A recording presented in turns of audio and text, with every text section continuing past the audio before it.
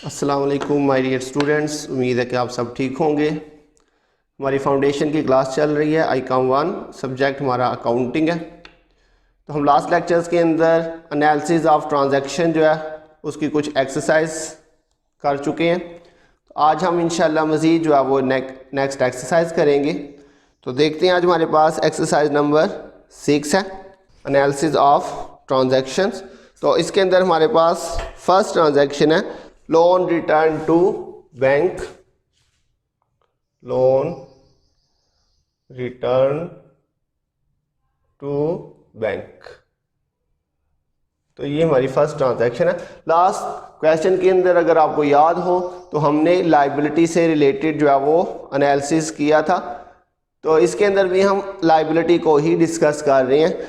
तो last question के अंदर हमने लोन रिसीव किया था, तो यहाँ पे हम लोन को क्या कर रहे हैं, रिटर्न कर रहे हैं, लोन रिटर्न टू बैंक। तो जैसे हमने बात की थी, जब हम लोन रिसीव करेंगे तो उसका मतलब होगा कि हमें कैश आ रहा है। इसी तरह से जब हम लोन रिटर्न करेंगे तो इसका मतलब होगा कि कैश हमारे पास से जा रहा है। अब इसमें दो चीज़ें कौन कौन सी आएंगी, हमने कहा था दो चीज़ें मस्ट होंगी किसी भी ट्रांजैक्शन के अंदर। तो यहाँ पे दो चीज़ें आपके पास आ रही हैं, एक इसमें कैश होगा और दूसरा आपके पास यहाँ पे क्या होगा, बैंक लोन। तो अब हमने सबसे पहले जो है वो इसकी पहचान करनी है। कैश हमारा एसेट है और लोन हमारी लाइबिलिटी है। तो ये हमने फर्स्ट काम कर लिया, हमने पहचान कर ली हेड्स ऑफ अकाउंट्स की। और इसके बाद हम दूसरे नंबर पे क्या देखेंगे, इंक्रीज या डिक्रीज। तो बच्चों यहाँ पे देखें, हम लोन रिटर्न कर रहे हैं। तो जब हम लोन रिटर्न करेंगे तो कैश हमारे पास से जा रहा है। तो जब कैश हमारे पास से जा रहा है इसका मतलब है कि कैश में क्या हो रहा है, डिक्रीज हो रहा है। और उसके बाद लाइबिलिटी, तो इसको ज़रा ध्यान से आपने समझना। तो जब हम लोन रिटर्न कर रहे हैं तो मुझे बताएं कि हमारा कर्जा बढ़ेगा या कम होगा। तो हमारा कर्जा जो है वो कम हो रहा है, इसका मतलब हमारी लाइबिलिटी जो है वो क्या हो रही है, कम हो रही है। तो लाइबिलिटी भी हमारी क्या होगी, यहाँ पे डिक्रीज हो जाएगी। तो ये लास्ट लेक्चर के अंदर आपको याद हो तो हमने बात की थी कि दोनों चीज़ें इंक्रीज भी हो सकती हैं और दोनों चीज़ें डिक्रीज भी हो सकती हैं। लेकिन डेबिट क्रेडिट में जब जाएंगे तो एक चीज़ हमेशा डेबिट होगी और एक चीज़ हमेशा क्रेडिट होगी। लेकिन इंक्रीज डिक्रीज जो है वो दोनों सेम भी हो सकते हैं। तो अब इसके बाद रूल अप्लाई करते हैं।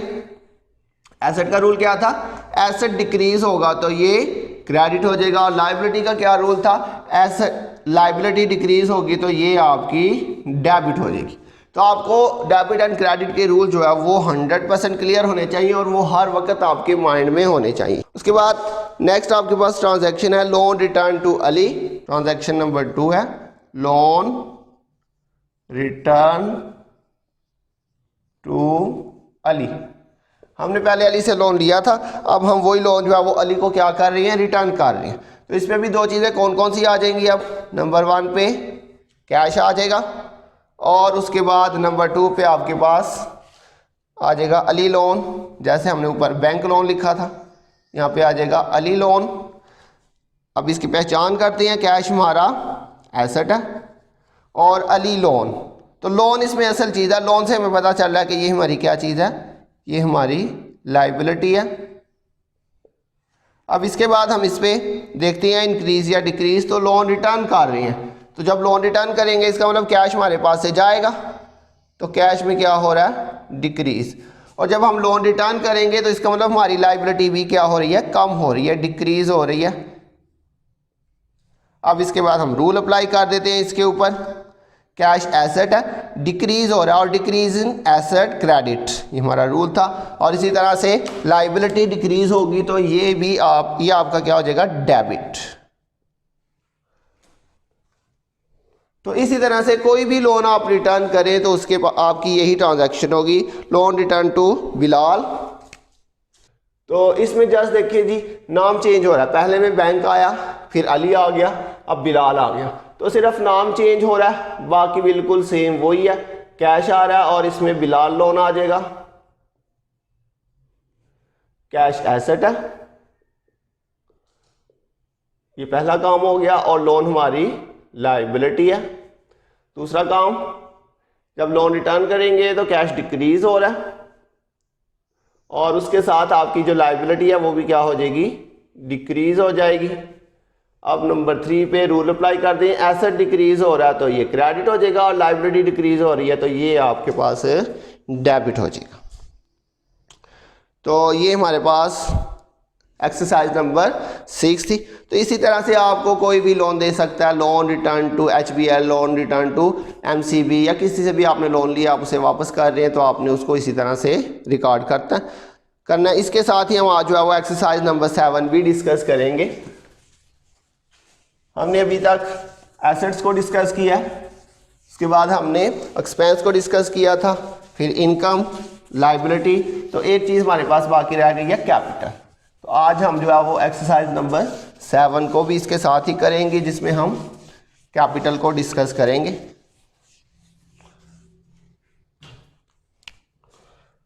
एक्सरसाइज नंबर 7 जी। सबसे पहले तो कैपिटल क्या होता है ये हमने हेड्स ऑफ अकाउंट्स के अंदर पढ़ा था। बिजनेस का मालिक जब भी बिजनेस के अंदर इन्वेस्ट करता है कोई भी चीज़, कैश हो या गुड्स हो या कोई भी एसेट वगैरह हो, तो हम उसको क्या कहते हैं, कैपिटल कहते हैं। तो क्या पहचान होगी हमारे पास ट्रांजैक्शन के अंदर कैपिटल की? नंबर 1 पे ट्रांजैक्शन लिखी हुई है। अच्छा, आपको ट्रांजैक्शन करवाने से पहले मैं आपको बताता चलूँ, अगर कहीं पर भी ट्रांजैक्शन के अंदर आ जाए स्टार्टेड बिजनेस,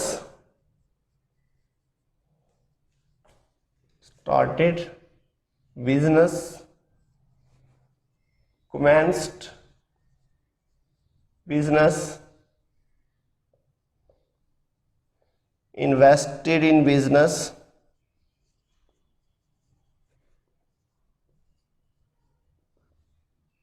और इसी तरह से इंट्रोड्यूस्ड इन बिजनेस,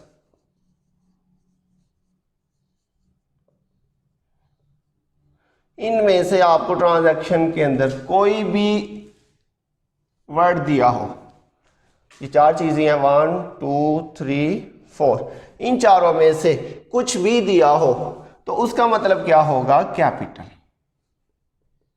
तो समटाइम आपको ट्रांजैक्शन के अंदर लिखा हुआ भी दे सकता है कैपिटल, लेकिन ज़्यादातर ट्रांजैक्शन में आप देखेंगे उसने कैपिटल का वर्ड इस्तेमाल नहीं किया होगा, वो आपको खुद पता होना चाहिए। जैसे हमने बात की थी कैश की, कि ट्रांजैक्शन में एक चीज़ हो दूसरी चीज़ ना हो तो वो हमेशा कैश ही होगी। तो ऐसे ही कैपिटल के बारे में अगर क्लियरली ना मेंशन हो तो ये वर्ड्स हो सकते हैं, started business, commenced business, invested in business या इंट्रोड्यूस्ड इन बिजनेस। इन सब का एक ही मतलब है। जब भी आपके पास ट्रांजैक्शन में ये चीज़ें दी होंगी तो उनका सबका क्या मतलब होगा, कैपिटल।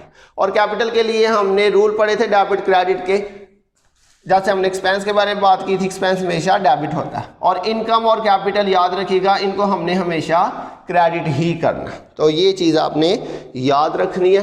तो अभी हम जो है वो कोई ट्रांजैक्शन देख लेते हैं। हमारे पास एक्सरसाइज नंबर 7 है, इसके अंदर फर्स्ट ट्रांजैक्शन है स्टार्टेड बिजनेस विद कैश। ये मैं अभी नीचे ट्रांजैक्शन लिखने लगा हूँ। नंबर 1 पे स्टार्टेड बिजनेस विद कैश, तो ये हमारी फर्स्ट ट्रांजैक्शन है। तो इसके अंदर एक चीज़ तो उसने आपको कैश दी हुई है, दूसरा क्या लिखा हुआ है, स्टार्टेड बिजनेस। तो जैसे अभी मैंने आपको बताया जब भी स्टार्टेड बिजनेस आ जाए तो उसका मतलब क्या होगा, कैपिटल। यहाँ पे कैपिटल नहीं लिखा, हमें इधर से पता चला स्टार्टेड बिजनेस। तो अब यहाँ पे 2 चीज़ें कौन कौन सी आ रही हैं, एक आपके पास आ रहा है कैश और दूसरा आपके पास आ जाएगा कैपिटल। तो कैश हमारा एसेट है और कैपिटल खुद जो है वो एक हेड ऑफ अकाउंट है। उसके बाद नंबर 2 पे जब हम स्टार्टेड बिजनेस करेंगे, जब भी इनमें से उसने आपको कुछ भी बताया हो, started business, commence business, invested in business, introduced in business, तो इस पे मुझे बताएं हमारे पास कैश बिजनेस में आ रहा है या जा रहा है।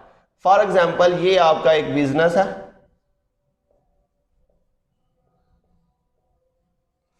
और ये एक बिजनेसमैन है, फॉर एग्जाम्पल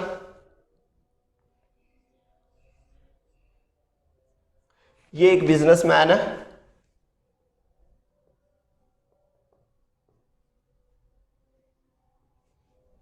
तो इसने बिजनेस को स्टार्ट किया। तो जब ये बिजनेस स्टार्ट करेगा तो ये बिजनेस में पैसे क्या कर रहा है, इन्वेस्ट कर रहा है। ये कैश है क्योंकि वो बिजनेस में क्या कर रहा है, इन्वेस्ट कर रहा है। तो मुझे बताएं बिजनेस के अंदर कैश आ रहा है या जा रहा है। तो ये कैश जो है ये बिजनेस के अंदर आ रहा है। तो जब भी स्टार्टेड बिजनेस हो, कमेंस बिजनेस हो, इन्वेस्टेड इन बिजनेस हो या इंट्रोड्यूस्ड इन बिजनेस हो, इसका मतलब है कि कैश जो है वो बिजनेस के अंदर आ रहा है। तो अब मुझे बताएं हमारे पास बिजनेस के अंदर कैश में इजाफा हो रहा है या कमी हो रही है? तो कैश में क्या हो रहा है? इजाफा हो रहा है।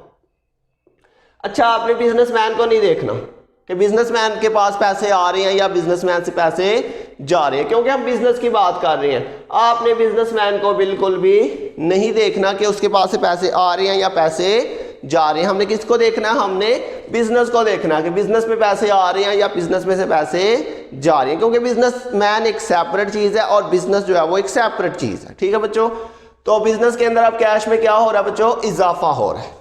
तो ये कैश हमारा एसेट था और इसमें क्या हो रहा है? इंक्रीज हो रहा है। अब इसके बाद रूल अप्लाई करते हैं। एसेट का क्या रूल था? एसेट इंक्रीज होगा तो हम इसे क्या कर देंगे? डेबिट। और कैपिटल के लिए हमेशा हमने अभी यहां पर बात की, कैपिटल को आपने हमेशा क्रेडिट ही करना है। कैपिटल खुद एक हेड ऑफ अकाउंट है, इसमें इंक्रीज डिक्रीज देखने की जरूरत नहीं है। Capital always credit. यहां पे मैं लिख देता हूं साथ में, कैपिटल को आपने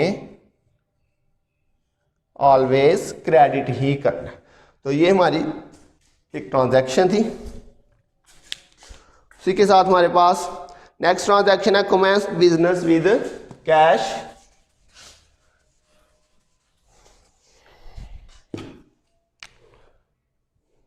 transaction number 2, commenced business with cash. तो इसमें अब दो चीजें कौन सी आ रही हैं? एक कैश है और एक कमेंस बिजनेस है। कैश और कमेंस बिजनेस का मतलब कैपिटल आ जाएगा यहां पे। नंबर 1 पे कैश हमारा एसेट है और कैपिटल जो है वो कैपिटल ही है। इसके बाद कैश जब हमने कमेंस बिजनेस किया, इसका मतलब कैश में इंक्रीज हो रहा है। जैसे अभी मैंने आपको पीछे बिजनेसमैन और बिजनेस के बारे में बताया। तो जब भी कमेंस बिजनेस करेंगे तो कैश में क्या होगा? इंक्रीज। रूल अप्लाई कर दें, एसेट इंक्रीज हो रहा है तो ये डेबिट होगा, जबकि कैपिटल को आपने ऑलवेज क्रेडिट ही करना है। इसी तरह से आपके पास नेक्स्ट ट्रांजैक्शन है introduced cash as capital. Transaction number 3, introduced cash as capital. तो इस ट्रांजैक्शन के अंदर अगर आप देखें तो उसने आपको कैपिटल खुद ही यहां पे बता दिया होगा। एक इसमें कैश है और एक इसमें कैपिटल है। तो कैश और कैपिटल। तो जब भी इंट्रोड्यूस कैश इनटू बिजनेस करेंगे तो इसका मतलब है कैश में इजाफा हो रहा है। तो ये सबसे पहले एसेट है, उसके बाद इसमें क्या हो रहा है? इंक्रीज हो रहा है। और इंक्रीज इन एसेट हमेशा डेबिट होगा और कैपिटल को आपने ऑलवेज क्रेडिट ही करना। तो इसी तरह से इन्वेस्टेड इन बिजनेस भी आपके पास आ सकता है। तो आज हमारे पास हेड्स ऑफ अकाउंट जो है वो कंप्लीट हो चुके हुए हैं। हमने बेसिक जो है वो बहुत डिटेल से पढ़ लिया हुआ है। यहाँ तक अगर आपको कोई मसला नहीं है तो अब आप समझे कि आपको अकाउंटिंग की समझ आना शुरू हो गई है। ये हमारी अकाउंटिंग का बेसिक था। तो हमने लास्ट लेक्चर्स के अंदर बात की थी कि जितनी जो है वो किसी चीज़ की, किसी बिल्डिंग की बेस जो है वो मजबूत होती है, उसके ऊपर आप उतनी ही बड़ी बिल्डिंग जो है वो खड़ी कर सकते हैं। तो इसी तरह से अगर आपकी अकाउंटिंग की बेस जो है वो जितनी मजबूत होगी तो आपको आगे जितने भी चैप्टर्स हैं वो बिल्कुल आसान लगेंगे। लेकिन जैसे बिल्डिंग की बेस अगर कमज़ोर हो तो आप उसके ऊपर ज़्यादा जो है वो आगे बिल्डिंग को बड़ा नहीं कर सकते। तो इसी तरह अगर अकाउंटिंग के अंदर आपकी बेस कमज़ोर है तो आपको जो है वो आगे चैप्टर समझने में मुश्किल हो जाएगी। तो इसलिए आपने नेक्स्ट जाने से पहले अगर आपको कहीं पर भी कोई मसला rules of debit and credit के अंदर, हेड्स ऑफ अकाउंट्स के अंदर, उनकी एग्जांपल्स के अंदर, एनालिसिस ऑफ ट्रांजैक्शन के अंदर, तो आपने नेक्स्ट जो है वो चैप्टर को स्टार्ट करने से पहले इन चीज़ों को सबको क्लियर कर लेना। तो आज के लिए इतना ही। इंशाल्लाह बहुत जल्द मिलेंगे नेक्स्ट लेक्चर के साथ। तब तक के लिए अपना ध्यान रखिएगा। अल्लाह हाफिज़।